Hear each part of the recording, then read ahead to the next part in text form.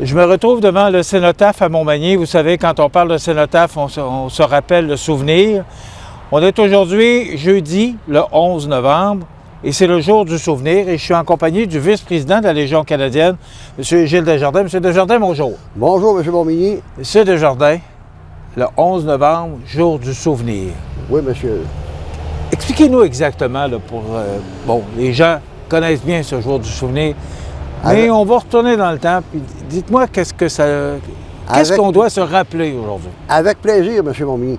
Le 11 novembre, c'est la signature du premier armistice qu'il y a eu le 11 novembre 1918 pour mettre fin à la Première Guerre mondiale. Suite à ça, il y a eu le traité de Versailles. Depuis ce temps-là, la Légion royale canadienne, soit dit en passant, la Légion royale a fait son 100e anniversaire cette année. Nous autres, on dépend de la Légion royale britannique, parce que pourquoi que c'est royal, on le dit souvent, c'est à cause qu'on a une sanction royale de la couronne britannique. Donc, en 1921, c'est là qu'il y a eu la première Légion royale qui a eu sa sanction royale, un peu comme la poste, on dit toujours, dans le temps, il disait la malle royale, comme dans le temps du Père Ovide de l'Ancien Séraphin, c'est toujours la royale, comme la monnaie royale du Canada, on a une sanction royale. Étant donné qu'on fait partie du Commonwealth, puis selon l'acte de l'Amérique du Nord britannique, signé en 1867, on fait partie du Commonwealth. Donc, l'armée, ça doit avoir une sanction royale. Comme tous les régiments, en même temps, ça peut peut-être donner de l'information pour quelqu'un. Mais pourquoi ça fait qu'on appelle toujours le Royal 22e Régiment, l'artillerie royale canadienne, etc., etc., etc. C'est justement parce qu'on a une sanction royale, étant donné qu'on fait partie du Commonwealth. Même chose pour l'armée australienne, la Nouvelle-Zélande, tout ce que c'est qui fait partie du Commonwealth britannique. Donc, étant donné qu'il y a eu quelque chose comme 20 millions de morts environ à la Première Guerre mondiale, ben, c'est une date qui est particulièrement importante. C'est pour ça que ça a été la date, ben, ils ont dit l'anniversaire, on va le fixer le 11 novembre. La même heure qu'ils ont signé le traité de paix, qu'ils ont signé l'armistice. C'est pour ça qu'avant, on appelait ça l'armistice, parce que c'était l'anniversaire de l'armistice, qui était le premier en 1918. C'est suite à ça, ben, tous les pays du monde, pour commémorer leurs victimes, fait qu'ils ont décidé de faire ça le 11 novembre. Fait que nous autres, à Montmagny, on fait ça. D'habitude, on la fête, disons que le terme fêter est peut-être un petit peu trop fort.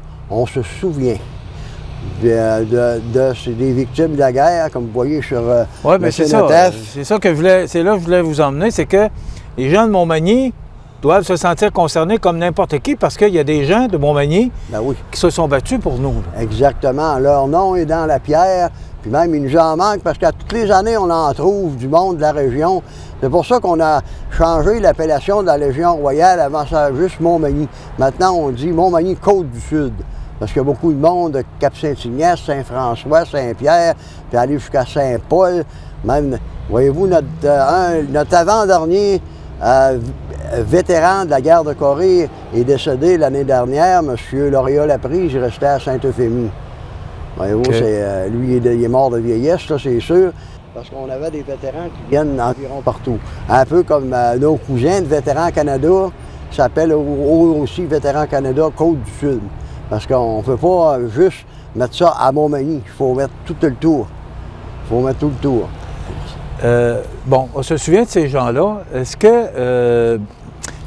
bon, ça commence à faire quelques années, la dernière guerre la fin de la guerre en 1945. Oui. Ça commence à être loin de nous. Est-ce qu'il y a encore des gens qui vivent, des gens qui sont allés? Parce que moi, je me souviens d'avoir vu des gens qui venaient... Notre dernier vétéran ici qui est allé, c'est le colonel retraité, M. Terrien. M. Terrien, donc lui, puis même, il n'est pas de la région ici, mais il a choisi de Montmagny comme ville pour finir ses jours. C'est très, très bon pour nous autres. C'est notre dernier vétéran qui reste. Il va être ici demain au cénotaphe. Et ici, d'ailleurs, il est membre actif du Club Richelieu. On le voit partout. On a fait souvent des interviews dans le journal de Loi-Blanche, parce que c'est vraiment le dernier qui reste, puis en plus, c'est un haut gradé. Il était lieutenant. C'est sûr qu'il n'était pas lieutenant-colonel à la guerre, là, parce qu'à la guerre, ironie du sort, on avait un M. Gaudreau, c'est M. Rénal Gaudreau de Montmagny, qui a fait la guerre de Corée. Puis le colonel Terrien, c'était son commandant, il était lieutenant dans le temps, c'était son commandant à la guerre de Corée. Fait qu'on lui a refait un genre de cérémonie ici au Cénotaphe l'année que M. Terrien a décidé de revenir ici. C'est André Terrien, son nom, nous autres, entre militaires, on s'appelle toujours par le grade. Puis M. Terrien est devenu... Fait que là, on a fait une belle présentation avec M. Terrien, est venu poser la couronne avec M. Gaudreau. M. Gaudreau qui est décédé malheureusement l'année dernière à l'âge de 94-95 ans. C'est sûr que la plupart des vétérans ont malheureusement cet âge-là. C'est nos deux derniers là, qui restaient de la région proprement dit, M. Gaudreau et M. Labrise. Disons qu'on a eu là, une couple d'années, M. Donat Boulay qui avait fait le débarquement de Normandie. Il est décédé à l'âge vénérable de 100 ans. Fait qu'à la maison Paul Triquet. M. Desjardins, cette entrevue-là est réalisée mercredi, mais elle va être diffusée jeudi, jour du souvenir. Il va y avoir une cérémonie ici, là. À 11h, le 11 novembre à 11h. Nous autres, étant donné que nous autres ici, on est parrainés avec l'artillerie. Le manège militaire, et ça, sur la rue de la Gare, c'est un manège militaire d'artillerie. Donc, l'artillerie, là, moi, je me rappelle, pour l'avoir très bien faite quand j'étais dans l'artillerie, on faisait un tir de salut le 11 novembre à 11h sur la grosse cérémonie au Cénotaphe sur la Grande Allée. Sur la Grande Allée chez Plaine d'Abraham. Ça fait que l'unité de Montmagny, ici, qui tire les canons. Fait que je salue tous ceux qui sont à la maison, qui nous regardent, les anciens militaires, ça doit leur rappeler des souvenirs, les tirs au canon de l'armistice. C'est pour ça que nous autres, à Montmagny, on fait toujours ça le dimanche le plus près du 11 novembre. Mais étant donné que cette année, à cause de la COVID, ben, on ne peut pas avoir de troupes. Ça fait qu'étant donné qu'on ne peut pas avoir de troupes, bien, si on n'a pas de troupes, bien, on l'a fait le 11 novembre à 11h. OK. Il y aura une cérémonie pour souligner... Oui, monsieur. Écoutez, dans le temps, il y avait un édifice qui appartenait à la Légion sur l'avenue de la Gare. Le manège militaire. Bon, tout le monde vieillit, on comprend. On est tous dans le même bateau, tout le monde vieillit. Oui. Maintenant, il se passe quoi avec la Légion canadienne maintenant? Maintenant, la Légion canadienne, nous autres, étant donné qu'on a perdu beaucoup de membres, parce que dans le temps, c'était les anciens militaires, la session vétérans. Vétérans, là, ça comprenait juste ceux qui avaient fait la guerre, service actif pendant la guerre. Maintenant, étant donné que ça c'est... un vétéran, il faut que tu aies été dans l'armée, il faut que tu aies traversé la frontière la plupart du temps. Comme moi, j'ai traversé 16 fois. J'étais allé aux États-Unis plusieurs fois. Ensuite, là, il y a eu comme un genre de conflit de génération. Fait que les jeunes, ils ne rentraient pas dans la Légion, c'était tout du monde plus âgé. Fait que là, ça a fait, à un moment donné, bien, on commençait à manquer de membres. Puis l'édifice sur la rue de la Gare, il était dangereusement grand. Disons que ça coûtait une fortune à chauffer. C'était un édifice en ciment, il est encore là d'ailleurs. C'était un édifice en ciment. Donc, le peu de membres qui restaient, puis le monde commençait à être âgé. Fait que le peu de membres qui restaient, ils ont décidé, les autres, ils ont ouvert un petit local, un plus petit local, sur la rue de la Gare, chez M. Paquette, le boucher, là. Oui. Monsieur Willy Paquette, ça, c'était le père à M. Paquette. Oui. Après ça, il n'y avait pas encore assez de membres. On a dit que là, tout ce que c'est qu'on a gardé, la structure de la Légion, puis on s'en tient au proprement dit de la Légion, aux cérémonies protocolaires. On représente l'armée, la Légion, un peu partout quand il vient du monde à Montmagny. Vous n'avez plus de locaux, là? Non, on n'a plus de local. La seule locale qu'on a, c'est au manège militaire. Ils nous prêtent un petit entrepôt. On n'a pas de problème, mais on fait toujours nos réunions de Légion, soit dans les commerces de Montmagny. On essaye de les passer, d'encourager chacun de nos commerces, parce que la plupart, ils acceptent nos coquelicots, là. Quoique cette année, il n'y en a pas beaucoup à cause des fameuses mesures d'hygiène.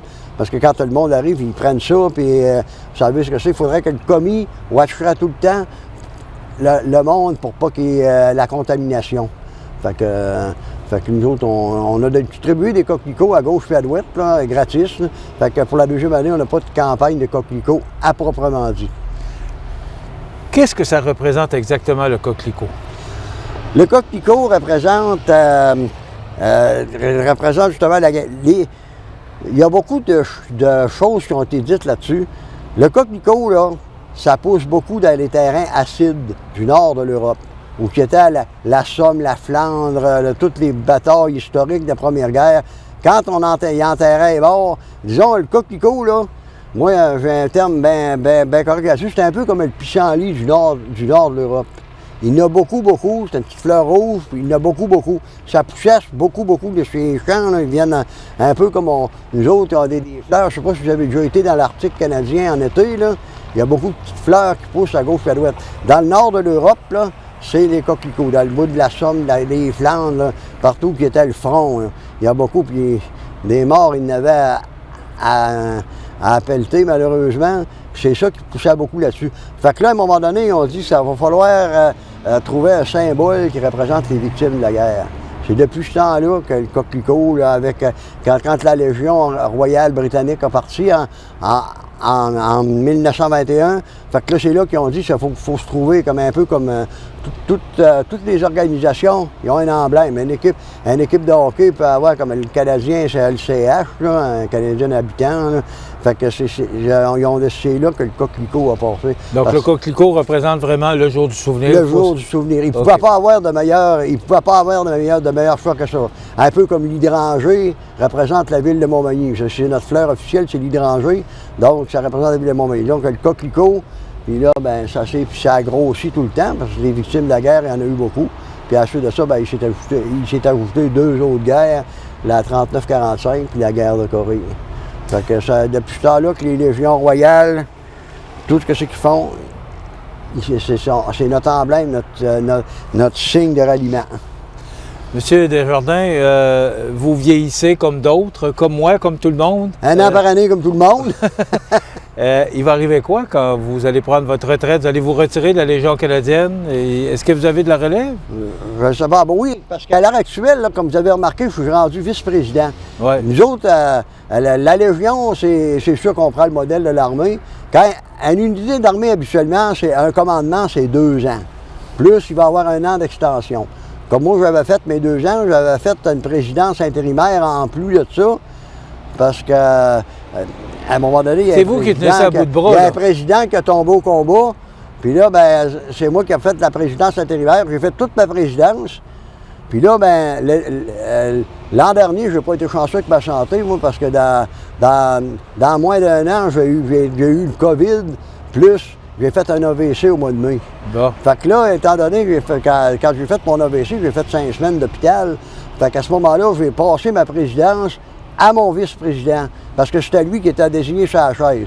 Parce que nous autres aussi, à la Légion royale, on a une chose, c'est que c'est un peu comme l'armée. Quand un commandant prend la place, là, son but, là, c'est de préparer ton tour ici, ton second en commande, à prendre la place. Préparer sa relève. Préparer sa relève. Bon, il va arriver quoi quand vous ne serez plus là, M. Desjardins, puis que votre président, il s'appelle comment, votre président? Nicolas Pratt. OK. Bon, quand Nicolas ne sera plus là, que vous ne serez plus là, vous allez prendre votre retraite. Bon, on a d'autres en va voir la Légion disparaître? Cette année, on a recruté plusieurs anciens militaires, des anciens membres. C'est sûr que la Légion, c'est un petit peu partout, là. C'est très fort au Canada, mais au Québec, c'est un petit peu moins fort. Parce que nous autres, on parraine beaucoup avec Vétérans Canada. Il y a d'autres Vétérans Canada qui sont rentrés avec nous autres. On avait, disons que c'est eux autres qui tiennent le flambeau. Parce que là, on n'a plus le choix. Parce que dans le temps, là, ceux qui tenaient le flambeau, c'est ceux qui avaient été à la guerre. Donc, à un moment donné, il y avait du monde qui était très résorbatif envers les jeunes militaires. Fait que ceux-là qui rentraient dans la Légion, disons qu'ils étaient écartés. Ben, c'est un petit peu comme partout ailleurs. Hein. Puis là, ça fait qu'à un moment donné, c'est là qu'il y a eu des problèmes. Et nous autres, au Québec surtout, nous autres, au Canada anglais, la Légion, c'est très fort parce qu'on a quand même quasiment 400 000 membres au travers du Canada. Voilà. C'est très gros, c'est très puissant. M. Desjardins, c'est déjà terminé. À 11 h ce matin, il va y avoir une cérémonie. C'est ça. Ici, au Cénotaphe. On va se rappeler le jour du souvenir. Donc, le 11 novembre, à 11 h, au Cénotaphe, il y aura une cérémonie où on va se rappeler les gens qui se sont battus pour nous. C'est ça. On va faire une courte cérémonie à cause de la COVID, justement, des mesures sanitaires et tout ça. Puis, sauf que, même malgré l'an dernier, moi, j'étais à COVID, c'est mon vice-président qui l'a fait.